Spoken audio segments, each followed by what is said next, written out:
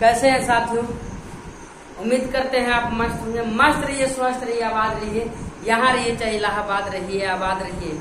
देखिए आज हम लोग क्लास 10th का चैप्टर नंबर 3 के लिए कंसेप्ट सीखेंगे, वज्र गुणनखंड विधि। आज वज्र गुणनखंड विधि का आया है सिलेबस। इससे पहले आपको प्रतिस्थापन, विलोपन और आलेखीय विधि समझा दिया गया है, हो गया है ना। आप देखिएगा वज्र गुणनखंड विधि। अगर वज्र गुणनखंड विधि से किसी भी समीकरण को हल करना है तो पहले तो दो को समीकरण देगा ही, क्योंकि बोला गया था दो चर वाले रैखिक समीकरण। दो चर वाले रैखिक समीकरण किसे कहते हैं? 2 मीन्स 2 होगा, चर मीन्स एक्स वाई होंगे, चाहे जेड ए पी जेड, माने A B C D X Y Z का 2 चर होगा, ठीक है। और रैखिक का मतलब इनके अधिकतम घात 1 होंगे, इनके अधिकतम घात 1 होंगे, और बीच में बराबर का चिन्ह चल रहेगा, जैसे समीकरण कहेंगे। समझ में आया? यानी वैसे दो चर जिनके बीच में बराबर चलता हो उसे दो चर वाले रैखिक समीकरण कहते हैं। अधिकतम घात 1 होना चाहिए। अब देखिए दो चर वाले रैखिक समीकरण के लिए अगर मान लीजिए a1 x plus b1 y plus c1 बराबर 0, और दूसरा का समीकरण दिया है a2 x plus b2 y plus c2 बराबर 0। आपके पास यदि दो ये समीकरण दिए गए, कितने समीकरण? दो समीकरण अगर दिया गया है ये दो समीकरण, तो क्या करेंगे? अगर ये दो समीकरण दिया गया है तो आपको सबसे पहले क्या करना है? x का मान निकालना है ना, तो x का मान को ऊपर रख दीजिए और बाकी को क्या कीजिए? x को लेकर के बाकी को ढक दीजिए। बाकी को क्या करेंगे? तो इसको हम ढक दिए, तो अब बताइए क्या बचा? यही बचा। तो इसमें क्या करेंगे? b1 में c2 का गुणा कर देंगे, b1 में c2 का गुणा कर दिए, फिर इसको क्या करेंगे? घटाव करेंगे, तो b2 इंटू c1। देखिए इसमें से इसमें का गुणा और इसमें से इसमें का गुणा, और बीच में घटाव का चिन्ह डाल देंगे, यही बोले थे। फिर बराबर ये माइनस वाई होता है। क्या होता है? Minus Y.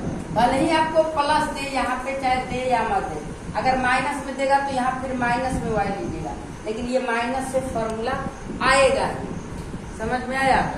तो यहाँ माइनस वाई, तो वाई वाले को ढकेंगे, वाई वाले को ढके तो क्या होगा?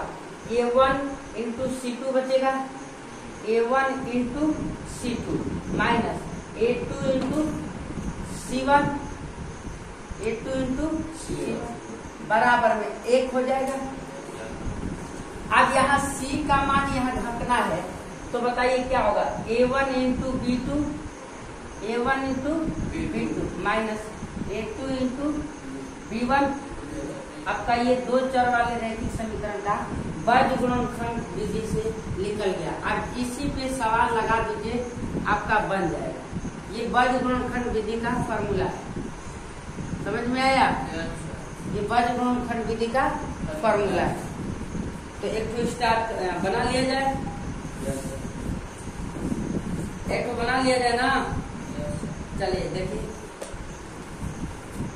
एक तो बना करके दिखाइए फटाक से। 8x प्लस 5y बराबर 9 और 2x 3x प्लस 2y बराबर है अपने पास 4।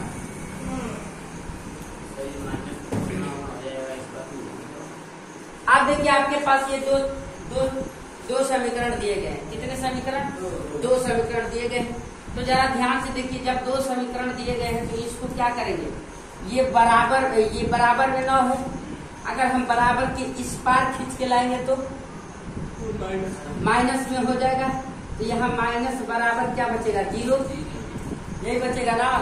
और इसको भी ले आएंगे तो क्या बचेगा? माइनस में, लेकिन इधर 0 आपके पास हो गया।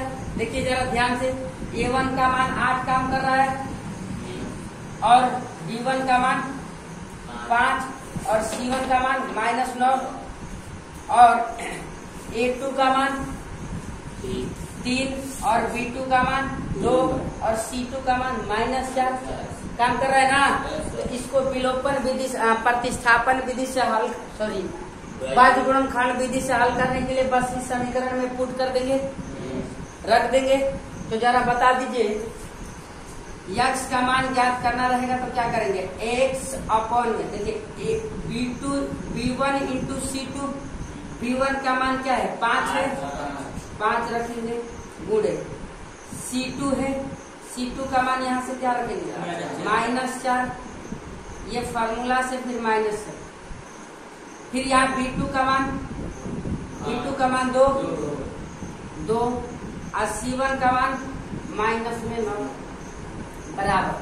ये तो माइनस से फॉर्मूला है, अब y हो गया। बट आप बताइए यहाँ y का A1 इंटू C2 है, A1 का मान यहाँ क्या है 8 गुणे C2 का मान -4 यहाँ फिर माइनस फॉर्मूला से। फिर A2 का मान 3 और C1 का मान -9, ये हो गया।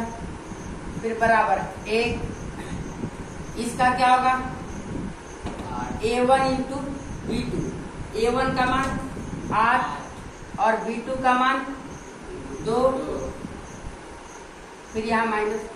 आप बताइए A2 माइनस B1, तो A2 इंटू B1, तो A2 का मान क्या है 3 और B1 का मान क्या है 5। बस इसी को एक बार क्या बोले थे, एक बार इसको लीजिए और एक बार इसको लीजिए। एक को उठाएंगे, ठीक है, ऊपर वाला बेटा दे, यहाँ तक हो गया। लिखना चाहते हैं लिख लीजिए, पढ़ते लिखिए,